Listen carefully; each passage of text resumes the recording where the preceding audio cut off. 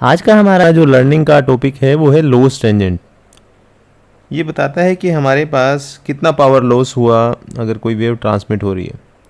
तो Maxwell equation harmonic time harmonic form में हमने कर ली थी। तो उसके लिए जो एक इक्वेशन है मैक्सवेल इक्वेशन वो है del cross H is equal to J plus j omega D, ये इक्वेशन थी। तो इसको आप जो जे है करंट डेंसिटी है उसको उसकी वैल्यू है सिग्मा ई, ये पुट कर सकते हो इसमें। और जो डी की है वैल्यू है वो है एप्सिलॉन ई। तो ये वैल्यू अगर मैं पुट करूँ इस इक्वेशन में जे की और डी की, तो ये बन जाएगा कुछ ऐसे एप्सिलॉन ई। तो इस केस में ये जो करंट है ये करंट की वैल्यू है, जो कंडक्शन करंट है, ये इसको लिखेंगे कंडक्शन करंट। और ये जो है इसको बोला गया है डिस्प्लेसमेंट करंट। तो जो लॉस टेंजेंट है आपके पास वो बताएगा हमें कितना पावर लॉस हुआ है किसी मीडियम में। तो इसको दो तरीके से आप लिख सकते हो। एक तो ये कह सकते हो it is a ratio of conduction current and displacement current. तो जो कंडक्शन करंट है उसको मैं ऐसे लिखता हूँ जे सी से, और जो डिस्प्लेसमेंट करंट है उसको लिख दो जे डी से। तो जो इनकी रेशो है, रेशो में आप मोड ले लो कि जो रेशो है जे सी डिवाइड बाय जे डी। ठीक है, ये क्या होगा, ये होगा लॉस टेंजेंट, और ये बताएगा कि कितना आपके पास पावर लॉस हो रहा है। ठीक है, तो इस जे सी की वैल्यू क्या है, जे सी की वैल्यू है सिग्मा ई। ठीक है, मोड में कर लो इसको क्योंकि पॉजिटिव वैल्यू रहेगी। और जे डी की क्या वैल्यू है, जे डी की वैल्यू है जे ओमेगा एप्सिलॉन ई। ठीक है, इसको आप सोल्व करते हो तो आपके पास आएगा सिग्मा बाय ओमेगा एप्सिलॉन। ठीक है, तो ये जो है ये लॉस टेंजेंट है, ये किसके इक्वल है, ये इक्वल आएगा टेंजेंट थीटा के। ये जो इक्वेशन है हमारे पास, इस इक्वेशन में से अगर मैं इसको रीराइट करूं इक्वेशन को, क्योंकि अगर इसको एक सोर्स फ्री इक्वेशन भी लिखी थी हमने, आप लोगों को याद होगा। अगर इसको सोर्स फ्री इक्वेशन याद करो आप, source free equation, source free Maxwell equation, अगर कोई सोर्स नहीं होगा तो ये जो इक्वेशन है वो मॉडिफाई हो जाएगी क्योंकि सिग्मा ज़ीरो हो जाएगा उस केस में, अगर ये सोर्स फ्री इक्वेशन लिखते हो आप। तो ये जो फर्स्ट टर्म है ज़ीरो हो जाएगी, तो इसको लिख सकते हो जे ओमेगा एप्सिलॉन ई। ये सोर्स फ्री इक्वेशन थी हमारे पास, आप वीडियो देख लेना जिसमें हमने एक source free wave equation drive की थी। तो ये जो रहेगा इसमें से आप क्या करो, इसमें से जे ओमेगा ई कॉमन ले लो। ठीक है, ये वाली टर्म जे ओमेगा ई कॉमन ले लो। चलो पहले ई कॉमन लो, बाद में करना सारे काम। तो ये आ गया sigma plus j omega epsilon. ठीक है, अब जे ओमेगा भी कॉमन ले लो यहाँ से। जे ओमेगा अगर कॉमन लेते हो तो ये आ गया जे ओमेगा, ई को बाद में लिख लेंगे हम। तो यहाँ आ गया sigma by j omega plus epsilon E. Easy है। तो अब जो ये टर्म है, ये पूरी टर्म, इसको आप लिख लो एप्सिलॉन सी। तो ये आ गया आपके पास del cross H is equal to J omega epsilon C E. ठीक है, तो ये इक्वेशन अब इसको कंपेयर कर सकते हो आप इस वाली इक्वेशन से, कर सकते हो, सेम हो गया। ठीक है, एप्सिलॉन सी जो है वो किसके इक्वल है यहाँ पे, epsilon c is equal to epsilon plus sigma by j omega. ठीक है, या इसको ऐसे भी लिख सकते हो आप, epsilon c is equal to epsilon minus cross multiply करके जे ऊपर आ जाएगा सिग्मा बाय ओमेगा। इसको आप ऐसे भी कह सकते हो।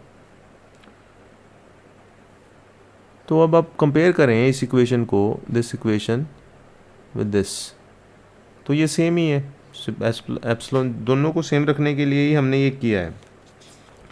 और अब इसमें कितना लॉस आया है आपके पास, इसमें आप देखो और इसमें अगर आप रेशो ले लो, किसकी रेशो लेनी है, जो एप्सिलॉन सी आया है ये इसमें क्या है, लॉस फैक्टर। यहाँ पे लॉस नहीं है क्योंकि ये सोर्स फ्री इक्वेशन है। लॉस कहाँ पे है, लॉस है इस इक्वेशन में। लॉस कहाँ पे है, लॉस है एप्सिलॉन सी में। तो एप्सिलॉन सी की क्या वैल्यू है, ये लॉस फैक्टर है आपके पास सिग्मा। ठीक है, अगर इसको आप टेंजेंट की टर्म में लिखो, इसका क्या निकालो आप, लॉस टेंजेंट निकाल लो। लॉस टेंजेंट का मतलब यही आ गया आपके पास।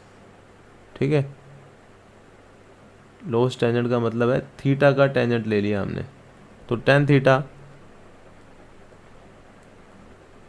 Is equal to what, loss angle है ये, लॉस टेंजेंट नहीं, लॉस एंगल। ठीक है, लॉस टेंजेंट टेन थीटा रहेगा और वो रहेगा किसके इक्वल, वो रहेगा आपके पास एप्सिलॉन, जो ये वाली टर्म है इसको आप लिख लो, जो फर्स्ट टर्म है एप्सिलॉन डैश, और इसको लिख लो जो ये सेकेंड वाली टर्म है एप्सिलॉन डबल डैश। ठीक है, एक्सेप्ट जिस जे को काउंट नहीं करना।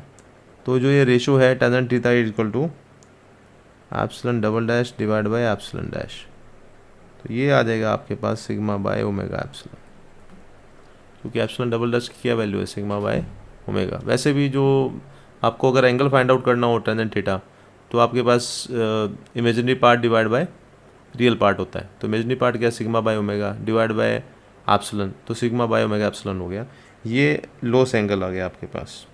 ठीक है, ये जो है ये थीटा जो है वो क्या है, लॉस एंगल है। ठीक है, यहाँ पे टेंजेंट लिखा तो इसको करेक्ट कर लेना। तो ये आ गया आपके पास वैल्यू, ये बताता है कि कितना पावर लॉस हुआ है। ठीक है, तो ये जो फैक्टर आया है हमारे पास, जो हमने अभी लॉस टेंजेंट में फैक्टर निकाला है सिग्मा बाय ओमेगा एप्सिलॉन, तो ये जो वेव आ रही है उसमें लॉस को शो करता है कि कितना आपके पास पावर लॉस आया है। ठीक है, अभी हमने लॉस टेंजेंट स्टडी किया है, तो इसके बेस पे ही हम जो डिफरेंट मीडियम्स हैं, जब वेव प्रोपेगेशन को स्टडी करते हैं तो डिफरेंट मीडियम्स जो आएंगे वो इसी के बेस पे हम देते हैं कि डिफरेंट मीडियम्स क्या रहेंगे।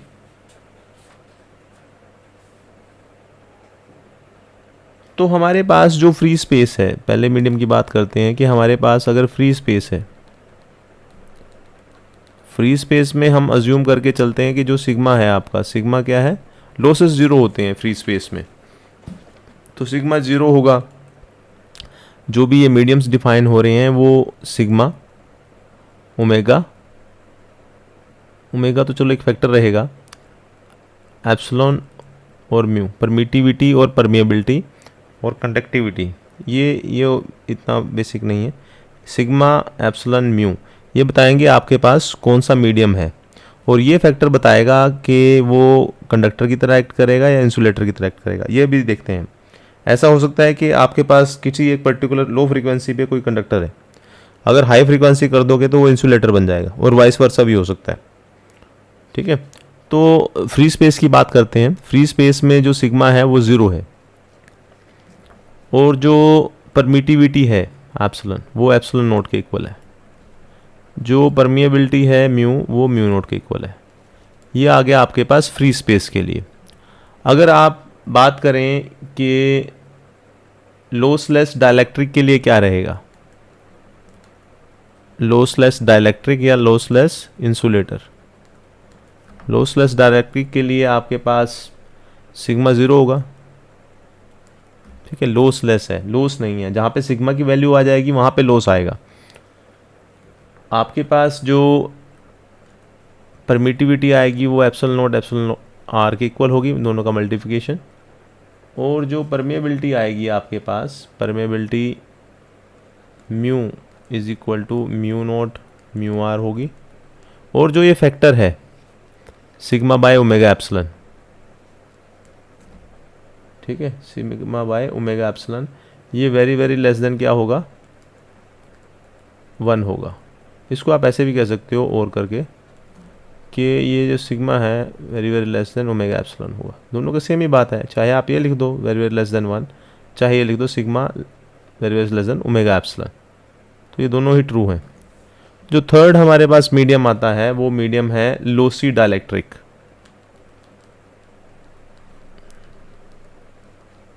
Lossy dielectric medium.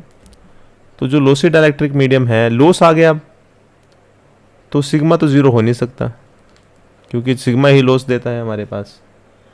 और आपके पास ये दोनों सेम रहेंगे, ये दोनों सेम रहेंगे, ये दोनों मैं लिख नहीं रहा हूँ, तो ये दोनों सेम रहेंगे। Epsilon equal to epsilon not epsilon r, mu is equal to, तो ये एज इट इज़ आ जाएंगे। ठीक है। और आपके पास फोर्थ जो मीडियम है, फोर्थ मीडियम है आपके पास गुड कंडक्टर। अब कंडक्टर की बात कर रहे हैं तो उसमें कंडक्टिविटी तो होगी, तो गुड कंडक्टर है तो कंडक्टिविटी कितनी है, इन्फिनिटी। जो एप्सिलॉन की वैल्यू है इसमें एप्सिलॉन नॉट होगी, म्यू की जो वैल्यू होगी म्यू नॉट म्यू आर होगी, और जो ये वाला फैक्टर था सिग्मा बाय ओमेगा एप्सिलॉन वो वेरी वेरी ग्रेटर देन 1 होगा क्योंकि सिग्मा की वैल्यू इन्फिनाइट आ गई है ना। तो ऐसा कि लिख सकते हो इसको और करके, sigma is very very greater than omega epsilon. तो ये भी हो सकता है हमारे पास। अब बात करते हैं कि जो ये मीडियम्स हैं कि जो कंडक्टर है, अब यहाँ पे देखिए जो ये फैक्टर है, हम बात कर रहे हैं कि sigma is very very less than omega epsilon. Omega क्या है, एंगुलर फ्रीक्वेंसी, इसी का डिस्कशन कर लेते हैं। सिग्मा आपके पास है कंडक्टिविटी, ओमेगा क्या है 2 पाई एफ एंगुलर फ्रीक्वेंसी है, तो यहाँ पे फ्रीक्वेंसी का रोल आ गया। तो इस वाले रिलेशन में ये रिलेशन बहुत ही बेसिक रिलेशन है जब हम किसी भी वेव को स्टडी करते हैं। तो अभी हमने डिस्कस कर रहे थे कि हमारे पास अगर कोई गुड कंडक्टर है किसी पर्टिकुलर फ्रीक्वेंसी पे, अगर आप फ्रीक्वेंसी इंक्रीज या डिक्रीज करते हो तो उसकी जो प्रॉपर्टी हैं वो चेंज हो जाएंगी।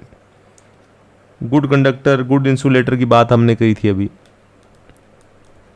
गुड कंडक्टर का जो केस किया था अभी हमने, उसमें हमने कहा था कि जो सिग्मा बाय ओमेगा एप्सिलॉन है वो वेरी वेरी ग्रेटर देन 1 है, या इसको ऐसे कर सकते हो कि sigma very very greater than omega epsilon है। ठीक है। और अगर हम गुड इंसुलेटर की बात करें, इंसुलेटर की बात करें, इंसुलेटर हो गया या डाइलेक्ट्रिक हो गया, सेम बात है। डिफरेंट बुक डिफरेंट नोटेशन लेके चलती हैं, कहीं उन्होंने इंसुलेटर लिखा हुआ है, दूसरी बुक्स क्या लिख रही हैं उसको डाइलेक्ट्रिक लिख रही हैं। तो उस केस में क्या होगा, जो सिग्मा बाय ओमेगा एप्सिलॉन है वो वेरी वेरी लेस देन 1 होगा, और इसको आप ऐसे कह सकते हो कि sigma is very very less than omega epsilon होगा। तो अगर कोई इंसुलेटर है या डाइलेक्ट्रिक है लो फ्रीक्वेंसी पे, या ऐसा कह सकते हो कि आप कोई मटेरियल ले लो जो गुड कंडक्टर है एट लो फ्रीक्वेंसी, पर जैसे ही आप फ्रीक्वेंसी को हाई करते हो तो वो लोसी डाइलेक्ट्रिक बन जाता है हाई फ्रीक्वेंसी पे। लेट एग्जांपल लेते हैं, ग्राउंड का एग्जांपल लेते हैं, मॉइस्ट ग्राउंड का एग्जांपल ले लो, ग्राउंड जिसमें आपके पास मॉइस्चर है। तो अगर हम फ्रीक्वेंसी कितनी है 1 किलो हर्ट्स, ठीक है, 1000 हर्ट्स की फ्रीक्वेंसी है, लो फ्रीक्वेंसी है। तो इस पे आप अगर ये वैल्यू कैलकुलेट करो मॉइस्ट ग्राउंड के लिए, ठीक है, सिग्मा और एप्सिलॉन ओमेगा की वैल्यू पुट करके, तो ये आएगी आपके पास 1.8 इंटू 10⁴ ये वैल्यू आई है। और अगर सेम ग्राउंड के लिए ही आप 1 गीगाहर्ट्ज कितना होता है 10⁹ हर्ट्ज, ठीक है, 1 नहीं 10 गीगाहर्ट्ज पे कैलकुलेट किया हुआ इन्होंने, ठीक है, इसको करेक्ट करो, 10 गीगाहर्ट्ज पे कैलकुलेट करते हो वैल्यू, तो सिग्मा बाय ओमेगा एप्सिलॉन की जो वैल्यू आएगी वो आती है 1.8 इंटू 10⁻³ ठीक है। अब ये क्या हो गया, यहाँ पे क्या 1.8 10⁴ क्या वेरी वेरी ग्रेटर देन 1 है। तो 1 किलो हर्ट्ज पे जो मॉइस्ट ग्राउंड है वो किसकी तरह एक्ट कर रहा है, गुड कंडक्टर की, ठीक है, यही है ना गुड कंडक्टर। और अगर फ्रीक्वेंसी 10 गीगाहर्ट्ज हो गई है आपके पास, तो सिग्मा बाय ओमेगा एप्सिलॉन की value very very less than 1 हो गई है, तो ये क्या है, गुड इंसुलेटर की तरह एक्ट कर रहा है। तो जब हम वेव प्रोपेगेशन की बात करते हैं, किसी भी मीडियम को बताना है आपको कि उसका बिहेवियर क्या है, वो कंडक्टर की तरह एक्ट कर रहा है या इंसुलेटर की तरह एक्ट कर रहा है, तो आपको फ्रीक्वेंसी देखनी होगी। अभी तक तो आप कहते थे कि मोस्ट ग्राउंड जो है वो लो फ्रीक्वेंसी पे क्या रहेगा, गुड कंडक्टर रहेगा, बट फ्रीक्वेंसी जब हाई हो जाएगी, गीगाहर्ट्ज़ पे फ्रीक्वेंसी आ गई है या टेराहर्ट्ज़ में फ्रीक्वेंसी आ गई है, तो वो वही जो कंडक्टर है मोस्ट ग्राउंड वो इंसुलेटर हो जाएगा। तो बिहेवियर ऐसे ही चेंज हो जाता है। पर ये कॉम्प्लेक्स सिस्टम है, कॉम्प्लेक्स सिस्टम है, इसमें बहुत सारी एजम्पशन लेनी पड़ती हैं आपको, ठीक है। तो ये है आपके पास।